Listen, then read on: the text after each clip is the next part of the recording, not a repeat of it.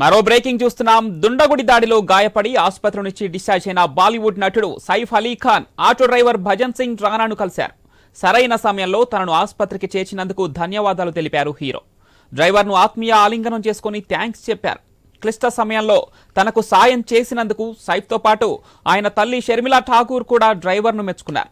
దీనికి సంబంధించిన ఫోటో తాజాగా బయటకు వచ్చింది. డ్రైవర్ను గుర్తు పెట్టుకుని అతడికి ధన్యవాదాలు చెప్పడాన్ని నెటిజన్లు హర్షిస్తున్నారు.